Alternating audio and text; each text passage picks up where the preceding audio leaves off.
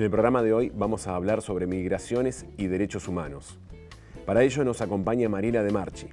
Ella es profesora y doctora en Geografía, docente de las carreras Profesorado y Licenciatura en Geografía de la Facultad de Humanidades y Ciencias de la UNL. Mariela, bienvenida. Muchas gracias por acercarte a este estudio, por prestarnos tu tiempo, para hablar un tema que, bueno, está en este momento muy presente, que es justamente el de migraciones y los derechos humanos. Y la primera pregunta que quería hacerte es ¿por qué tenemos que hablar de migraciones y derechos humanos de forma conjunta? ¿Por qué es importante este abordaje? Bueno, buenos días, buenas tardes, gracias por la invitación. Bueno, sí, a ver, cuando hablamos de migraciones y derechos hablamos de todo un poco. Empezamos a pensar que es algo extremadamente amplio y complejo como para abordar. Pero ¿por qué unirlos? Porque necesariamente en los tiempos en los que estamos, que lejos de desaparecer la migración se ha profundizado y cada vez está más presente a nivel mundial, tiene que ir asociado con una mirada a partir de los derechos humanos. En relación a las migraciones, cuando decimos migraciones estamos hablando de todo y de nada. En realidad empezamos a profundizar el tema hablando más bien de políticas migratorias. En este sentido, las políticas migratorias no pueden pensarse sin tener en cuenta los derechos de las personas. Y en este sentido es que tenemos derechos humanos que ya vienen desde 1948 a partir de la Declaración Universal de los Derechos Humanos, y que se han profundizado esta mirada acerca de los derechos a partir de 2015-2016 con una nueva mirada acerca de los objetivos del desarrollo humano, donde por primera vez las migraciones se ven como algo positivo, algo que, esto todo en teoría. Sí, me sorprendió lo que me acabas de decir. A ver, esto es en la teoría, en los escritos. Porque no me imagino una situación en la que uno migre de manera voluntaria y dice, ¡ay, qué bueno, voy a migrar! A ver, ahí está, hay varios, por eso, muchísimas discusiones acerca de eso y cuestiones para empezar a aclarar. En los escritos, ¿sí?, a partir del 2015 y pensando un poco en el desarrollo sostenible, las migraciones serían un aporte al desarrollo sostenible, según las Naciones Unidas y según quienes firmaron eso. Entonces, pensando esto, se piensa en 17 objetivos dentro del desarrollo sostenible, de los cuales 11 afectan a la cuestión migratoria. El derecho a la libre circulación, el derecho de pensar en una planificación y una gestión de las migraciones de manera ordenada, segura. Vos perdoname la cara de incredulidad porque... Bueno, entonces, eso en teoría. Ahora, ¿podemos pensar que eso sucede en realidad? ¿Podemos pensar que todos esos países que firmaron estas declaraciones están cumpliendo en tiempo y forma todo esto cuando vemos esas caravanas de centroamericanos que inician cientos de personas que migran con la intención de llegar a Estados Unidos? Bueno, entonces, volviendo un poco al tema de por qué migraciones y derechos humanos. Porque en realidad las políticas migratorias deberían empezar a pensarse teniendo en cuenta como tres cuestiones. Lo ideal, lo que en realidad está sucediendo y lo que posiblemente puedo hacer yo como Estado, o lo que debería hacer. Y ahí es cuando entra en juego el tema de, bueno, a ver, analizo el patrón migratorio, quiénes son los que migran, por qué lo hacen, las razones, si son jóvenes, si emigran, si inmigran, por los motivos que lo hacen, por el tiempo que sea. Y de ahí en más, teniendo en cuenta un poco el patrón migratorio, puedo pensar en la intencionalidad, a ver cuál es el objetivo como Estado respecto a las políticas migratorias que yo implemento. Muchos temas. Sí, sí. ¿Por qué hoy estamos poniendo la mirada sobre Venezuela? Bueno, porque está muy relacionado. Estados Unidos y México ya, digamos, tiene como... Está perfecto la pregunta porque en realidad ahí podemos ver bien el tema de los derechos humanos, ¿sí? Sin entrar en discusiones acerca de lo que está pasando en Venezuela hacia el interior, pero generalizando, ¿sí?, cuestiones, cuando hablamos de derechos humanos estamos hablando de derechos que son básicos. Y cuando pensamos en políticas migratorias, casi siempre estamos asociándolo al lugar de destino. Parecería ser que las políticas migratorias solo deberían suceder en el lugar donde llega el migrante.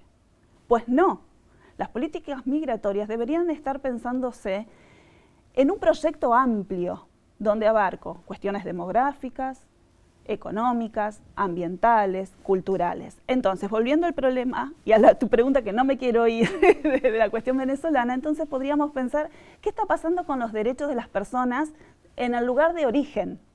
Claro, porque en realidad están escapando, no están migrando, Bueno, entonces, o al menos no de manera positiva como fue uno de los... Exactamente, entonces, las políticas migratorias no son solo para el lugar de llegada. En el lugar de llegada ya el migrante llegó.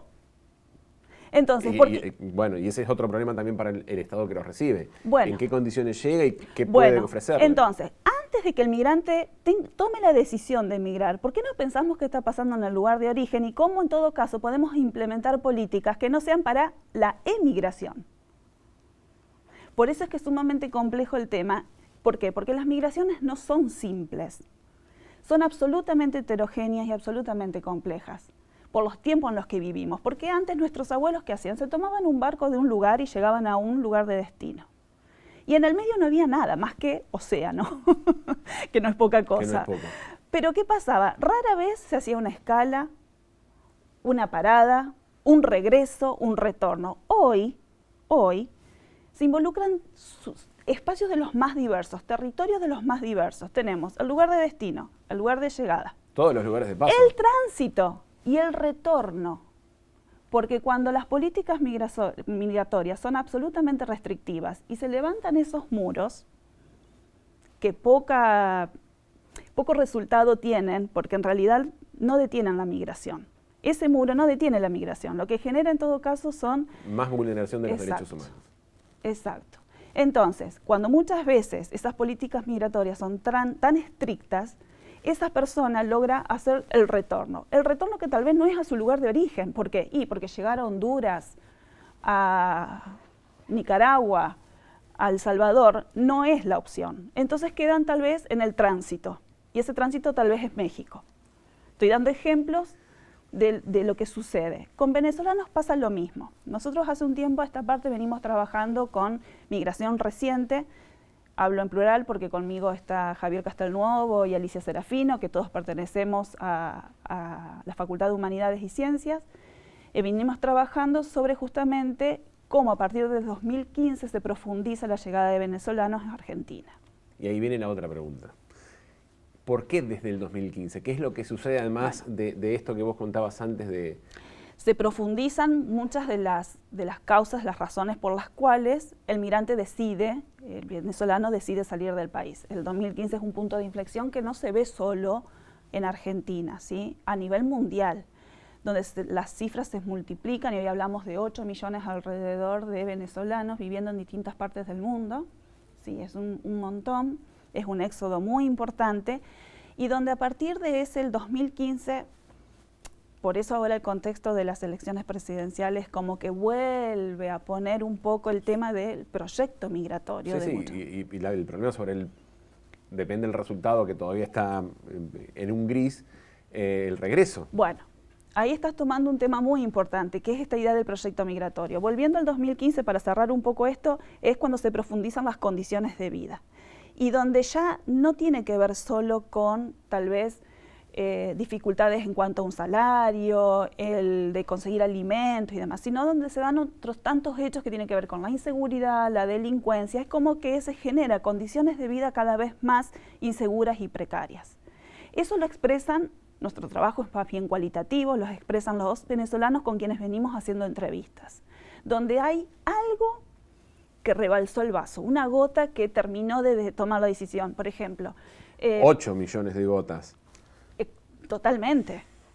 Y Argentina, gracias a la política migratoria que tiene y a la ley del 2003, con sus cuestiones para pensarlas y demás, pero que implicaría otra charla, es un país que siempre fue abierto a las migraciones. Sí, prácticamente la identidad del país es inmigratoria. Exactamente. Entonces Argentina es un lugar elegido porque hay dos derechos básicos, volviendo al tema de derechos, que es el de la salud y el de la educación, y que el migrante eso lo considera como fundamental. En realidad, porque es su misión a futuro. Exacto, es y son dos cuestiones que en su lugar de residencia estaban empezando a sentirse como de gravedad. Cuando, por ejemplo, expresan, mi mamá a las 4 de la mañana ponía la alarma para ir a hacer la cola al supermercado y poder conseguir el litro de leche. Bueno, esas son cuestiones que la expresan los venezolanos, que no está en el imaginario, que son palabras donde se expresan esas experiencias subjetivas. Nosotros trabajamos mucho sobre esto, sobre los relatos, sobre las entrevistas y donde aparecen dos cuestiones fundamentales. Esto del proyecto migratorio, que justamente a partir de estas elecciones y esta elección al nuevo presidente, uno veía en las noticias y ¿qué era lo que surgía? El tema de la esperanza. Entonces, cuando uno le pregunta hace 5 o 6 meses a un migrante venezolano, ¿pensás en volver? ¿Pensás en terminar acá? Y no, por ahora estoy bien acá, no vuelvo y demás. Pero, por ahora. Exacto, pero si tal vez a ese mismo migrante se lo preguntás el día anterior a las elecciones, duda. Entonces, el tema de proyecto migratorio no es un tema cerrado en el migrante venezolano. Es un tema que va de la mano con las posibilidades de un cambio. Las posibilidades de que yo acá estoy bien, Argentina me recibió, tengo trabajo, mi hijo va a la escuela, pero en realidad, si cambia el contexto por el cual yo tomé la decisión de emigrar, no sé si no vuelvo a Venezuela. Muchos además dejaron sus casas, tienen sus casas propias, mandan dinero para cuidar que sus casas no sean usurpadas. Entonces, hay un lazo, más allá de la cuestión familiar, hay un lazo muy fuerte que los sigue uniendo. Esta idea de esperanza está muy, muy latente. Entonces, bueno, volviendo a lo que decíamos al principio, los derechos, ahí ves en qué punto derechos básicos que se supone que hemos firmado y que existen desde 1948 no se están cumpliendo ni siquiera en el lugar de origen. Entonces pensemos, tal vez los derechos sí los cumplen acá, en Argentina, tal vez sí logran al menos parte de ellos. Exacto, sí. Pero bueno. Pero me resulta, digo, porque uno habla de proyecto migratorio y es como que debería haber una organización en esa migración y sigo sin ver dónde está el punto en donde, en este caso Venezuela, podría organizar abiertamente, con algún grado de legalidad, que 8 millones de sus ciudadanos se vayan del país. Bueno, a ver, lo que pasa es que... Perdón, porque no entiendo lo de proyecto. Bueno, el proyecto migratorio es una dimensión que pasa más por una cuestión subjetiva, ¿sí? El proyecto está pensado en la cuestión de la toma de decisión en un contexto de redes sociales en el sentido de que es una teoría migratoria, ¿sí? Una teoría que nos permite pensar por qué la migración perdura en el tiempo independientemente de las causas que generaron ese movimiento migratorio. Porque genera vínculos en el lugar de destino. Exacto. Entonces, las redes sociales es una teoría en sí misma que nos permite mucho asociar esto al proyecto migratorio, ¿sí? Obviamente sumado al desarrollo tecnológico desde las comunicaciones que favorece muchísimo esto de las redes sociales. Entonces, volviendo al tema del proyecto migratorio, uno cuando pregunta el proyecto migratorio es ¿dónde termina el proyecto migratorio? Tal vez termina en un volver a migrar. Y eso es lo difícil a veces de entender en cómo vive, digamos, en la experiencia propia del migrante, porque en realidad está viviendo casi a caballo de y con sensaciones absolutamente encontradas, porque sabe que es posible volver, siempre y cuando cambien esas condiciones que le hicieron que tome la decisión de emigrar.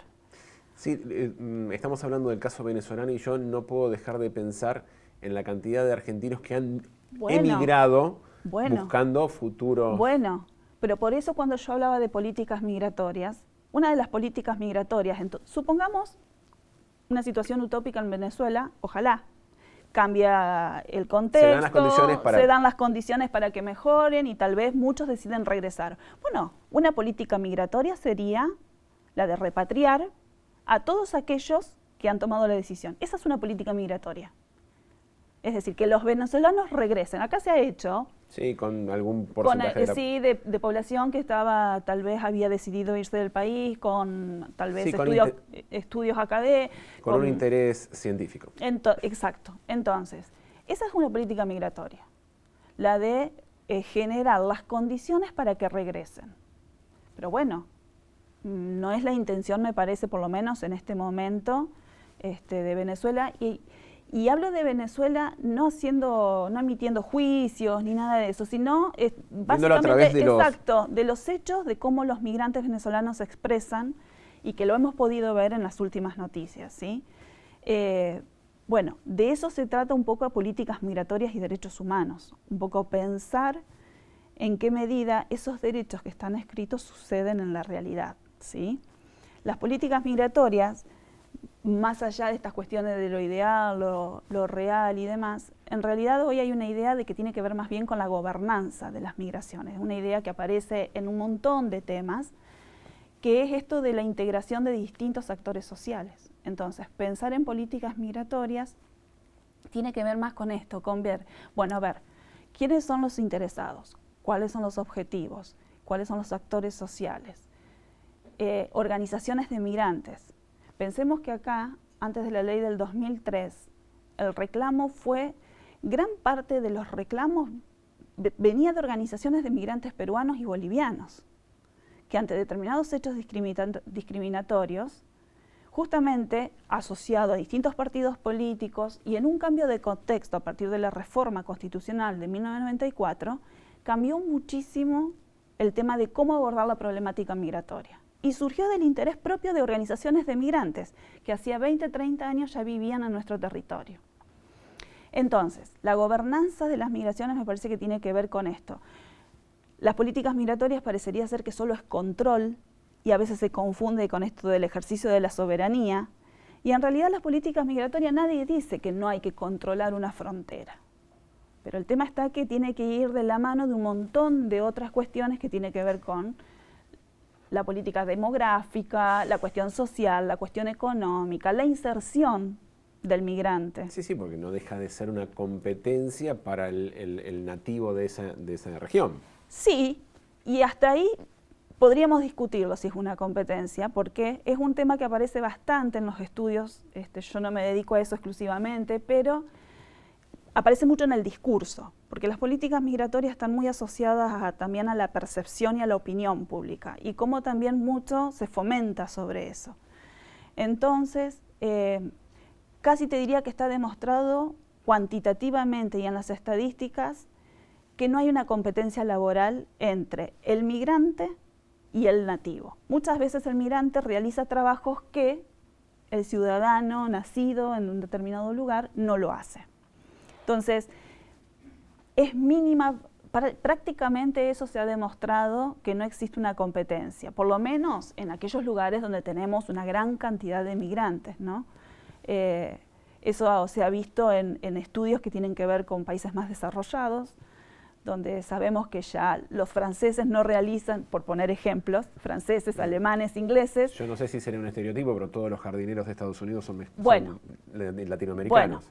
Bueno, durante la pandemia sucedió eso, que el migrante, aún el migrante que es indocumentado y que se sabía que era indocumentado, se le otorgó la categoría de trabajador esencial. Y sí, era un trabajador esencial, porque sin ese migrante, mexicano, centroamericano, no se podía juntar la cosecha de tomate, no se podía llevar los víveres a tal... Sí, nosotros estamos hablando de países como si fueran lejanos, pero sucede también con los propios ciudadanos argentinos que migran fundamentalmente a Europa en busca de otras condiciones, pero que por lo menos empieza haciendo ese tipo de oficios. Exactamente, exactamente. Bueno, eso son noticias que pasan a menudo y que uno dice, va a España a hacer tal cosa. Bueno, lavacopas, sí, bueno, típicamente lavacopas. Está un poco en el discurso y demás, son decisiones personales y cada uno... Pasa que tenemos también una idea bastante romántica de lo que es migrar a Europa, ¿sí? Creemos que migrar es fácil y que uno lo puede hacer. Bueno, no, en realidad, un poco al principio vos dijiste algo que me quedé pensando, esto de voluntario y forzoso, ¿sí? En realidad, yo tenía una profesora en mi carrera de geografía que decía siempre, ¿hasta qué punto las migraciones uno elige migrar? Bueno, en realidad hay un contexto que, salvo que sea por decisión, claro, hoy los jóvenes toman la decisión de migrar Sí, pero también se dan unas condiciones, volviendo a ese tema, hoy se dan condiciones económico-tecnológicas que te permiten... Totalmente. Que los migrantes digitales, estas personas que pueden trabajar desde cualquier lugar para cualquier... Absolutamente. Y que de hecho estados europeos están buscando la manera de atraerlos porque no dejan de ser aportes a su economía. Bueno, hay países europeos que claramente buscan argentinos, tal cosa, tal otra, que puedan trabajar, claro, desde el lugar donde vivan, el que sea. Bueno, eso es una cuestión que está muy presente por el desarrollo de la tecnología y que con la pandemia mucho de lo que se venía viendo se potenció. Exacto, lo vemos nosotros, ¿sí? Hoy hacer un Zoom no es nada. Antes era, para nosotros en el 2020 era más o menos los docentes, sobre todo, hacer un Zoom era decir, ¿y ahora qué hago con todo esto? Bueno, básicamente el desarrollo de la tecnología ha hecho posible que todo esto pueda fluir de manera más... Sí, de todas maneras creo que sigue siendo un porcentaje menor o no tan importante en función de las otras personas, volviendo al caso venezolano, que migran porque realmente las condiciones desde donde surgen... Ahora, estas políticas migratorias del proyecto que ya dijimos que es en gran parte individual o personal, deberían ser bipartitas, digo, tanto del lado del país desde el que emigran al que inmigran, porque no dejan de afectar positiva o negativamente, pero afectar la economía del país. Bueno, ahí estás tomando un tema que es sumamente importante porque en estas características de trayectorias socioespaciales, que yo decía al principio, se involucran distintos espacios, el de origen, el de destino y demás. Cada uno de estos estados tiene políticas migratorias y leyes que cumplir. El migrante que inicia una caravana y va pasando 3, 4, 5 países, está pasando 3, 4, 5 leyes distintas, jurisdicciones distintas. En el caso de Argentina, en el contexto de lo que fue y es Mercosur y América del Sur, los acuerdos bilaterales y entre distintos países propiciaron muchísimo el tema de la regularización de las migraciones. Generaron todo un contexto de diálogo muy importante que se dio hacia fines de los 90 y se profundizó luego en los años siguientes, donde se generaron condiciones para regularizar, donde entre ellos estaban los venezolanos. Entonces, para el venezolano migrar a Argentina lo hacían en un contexto ya de acuerdos ya establecidos. Entonces, eso agiliza muchísimo todo lo que tiene que ver con las garantías del debido proceso. Es decir, todo aquello que con la ley anterior al 2003, recordemos que hasta el 2003 estuvo en vigencia la ley Videla de migraciones, ¿sí? Con el tema de lo que era la seguridad nacional, la discriminación y demás. Ya iniciados los años de democracia, sobre todo esto se empezó a discutir. Y con justamente la reforma de 1994 se genera un contexto exacto, totalmente distinto, que tenía que ver justamente con un reconocimiento constitucional de los tratados internacionales sobre derechos humanos. Ni más ni menos. Ni más ni menos. Entonces, si uno va a esta ley del 2003, la reforma constitucional, el artículo 20 y 25 son prácticamente idénticos a la de 1853. Entonces, con la reforma constitucional se reafirma una política migratoria abierta.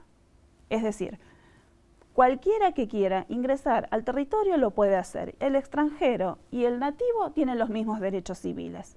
Puede casarse, puede ejercer el comercio, la industria, las artes, las ciencias, ¿sí? Y lo loco de todo esto que en 1994 se habla todavía de fomentar la inmigración europea. Sí, sí, raro. Sí, la generación del 80 sigue presente. Raro. Entonces, claro, cuando ya para los 90 y el año 2000, los europeos deben estar en un 4, 5, 6% de la migración total, ¿sí? Y para el año 2000 hablamos del 65% de los migrantes son limítrofes y un 25-26% provenientes del resto de América del Sur. Entonces, más allá de estos artículos... Sí, totalmente sigo a la realidad. Sí se hace un paso enorme en el tema de los tratados internacionales respecto a los derechos humanos. A partir de ahí lo que se genera es esta reforma constitucional, el tema de los reclamos de organizaciones, distintos actores sociales, distintos partidos políticos, comienzan a pensar en, bueno, a ver, la ley Videla, obviamente, con los reclamos ante la ley Videla, ¿no? Bueno, entonces a partir de ahí se genera un contexto totalmente distinto, donde se piensa una ley que va a surgir en el 2003, 2004, se sanciona, se termina de promulgar, y ahí se genera justamente los derechos civiles, el debido proceso, el tema de lograr el Estado tiene la obligación de lograr las garantías para la regularización. Y acá una cuestión que aparece en muchos de los estudios y demás, que cuanto más restrictiva es la política migratoria, más generamos condiciones de irregularidad. Cuanto más la hacemos difícil a la ley, más generamos condiciones para la trata de personas, para el narcotráfico, para toda una serie de condiciones. Eso ya también está comprobado. Regularizar y otorgar un documento permite de algún modo saber quiénes somos los que estamos en el país. Y a partir de ahí es más fácil decir, bueno, a ver, quién comete un delito, quién no lo comete y demás. Entonces, eso también tiene mucho que ver con que parecería ser que la política migratoria solo es de control. No, lo que permite es justamente otorgar un estatus de regularidad, de normalización. De hecho, surgieron muchos programas, el de Patria Grande fue uno en la década de los 90, 2000, donde se llevó un programa dentro de una política que era dar las condiciones necesarias para la regularización. A partir de ahí, muchísimas comunidades lograron su documento nacional de identidad, dejando de lado ese miedo que venían sintiendo a ser perseguidos, discriminados, deportados y demás. Entonces se generó todas las condiciones como para que esto suceda.